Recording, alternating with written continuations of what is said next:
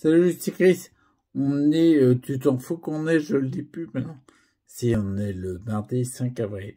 Et je me suis dit, je vais te faire un petit coucou juste avant le premier tour des élections. Parce que je pense qu'il y a 3-4 trucs à dire avant d'aller voter. Entre guillemets, je suis tombé sur un mail. Je suis abonné à différents newsletters, en fait.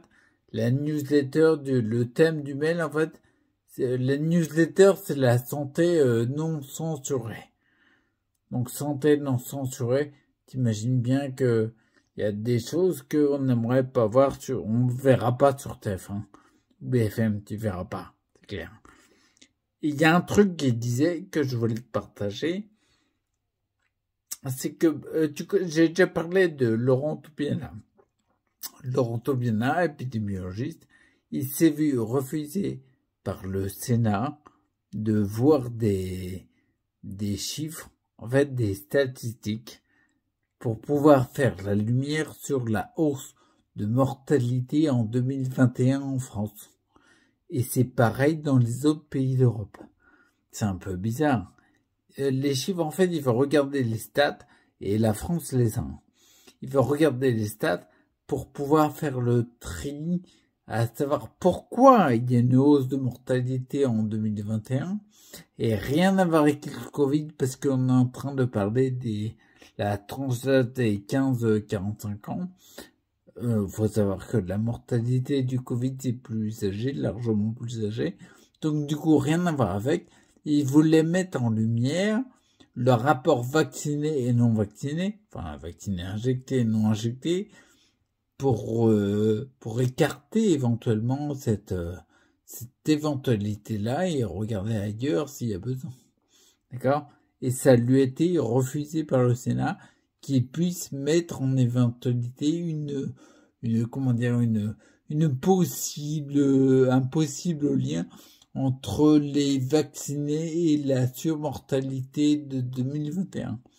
Tu te rappelles, je t'avais dit il y a quelques temps déjà dans quelques vidéos,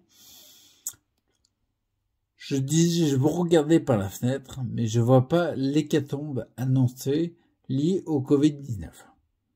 Par contre, lorsqu'il y a eu les campagnes de vaccination, on a commencé à entendre parler, pas fortement parce que pas diffusé sur les grands canaux, mais on a commencé à entendre parler d'effets appelés secondaires, voire de mortalité, de mort, de décès après les injections. Qu'il y a un lien ou non, il y a une stat, en fait. Il y a un truc, c'est qu'on voit qu'il y a si tu te fais injecter et que tu décèdes dans les jours à venir, il y a une question à se poser. Et c'est la question que Laurent Toubiana et 900 chercheurs derrière lui, quand même, aimeraient répondre, mais sans les données, ils ne peuvent pas. Peut-être qu'il y en a certains qui n'ont pas envie qu'on trifouille ça avant les élections. Alors moi, ce que je fais, c'est que dans la vidéo, je te laisse le lien où tu peux constater sur un site officiel, je sais plus le nom du site, mais en fait, sur le site officiel, tu peux constater c'est un rapport tu vois les stats de mortalité et éventuellement surmortalité par tranche d'âge et par pays. Donc regarde par toi-même. Il n'y a pas plus... je suis un peu près. Il n'y a pas plus... comment dire... Regarde pas par la télé. Regarde par toi-même. Regarde les chiffres. Constate. Quand tu regardes la surmortalité sur plusieurs années, en France notamment, tu vois bien qu'en 2021, il y a une hausse.